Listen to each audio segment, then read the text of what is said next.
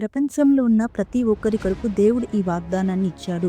యోహాను సువార్త 3:16 ప్రకారము, దేవుడు లోకమును ఎంతో ప్రేమించెను, కాగా ఆయన అద్వితీయ కుమారునిగా పుట్టిన వాని యందు విశ్వాసముంచు ప్రతివాడును నశింపక నిత్యజీవము పొందినట్లు ఆయనను అనుగ్రహించెను.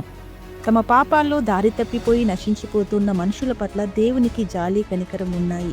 మనుషులు మంచివారని, తన ప్రేమకు యోగ్యులని కాదు ఆయన వారిని ప్రేమిస్తున్నది. ఆయన ప్రేమ గలవాడు కాబట్టే ప్రేమిస్తున్నాడు. ఆయన ప్రేమ కేవలం మాటల్లో మాత్రమే కాదు, క్రియల్లో కూడా కనిపించింది. తన కుమారుణ్ణి ఇచ్చివేయడం ద్వారా ఒకేసారి ఎప్పటికీ ఆయన తన ప్రేమను రుజువుపరుచుకున్నాడు. దేవుని ప్రేమ ఒక జాతికే పరిమితం కాదు, మానవాళంతటినీ ఆయన ప్రేమించాడు. లోకం కోసం చనిపోవడానికి దేవుడు అనేక మంది కుమారుల్లో ఒకరిని ఇవ్వలేదు, తనకున్న ఒకే ఒక కుమారుణ్ణి ఇచ్చాడు. మనుషులు పాపంలో నశించిపోతున్నారు, వారికి శాశ్వత జీవాన్ని ఇవ్వాలనేదే దేవుని యొక్క కోరిక. శాశ్వత జీవం అంటే పవిత్రమైనది, ఆత్మ సంబంధమైనది. అది పాపము, మరణం నీడ కూడా లేకుండా దేవునితో సహవాసంలోని జీవము. ఆ జీవాన్ని నీవు పొందుకోవాలంటే ఒకటే మార్గం.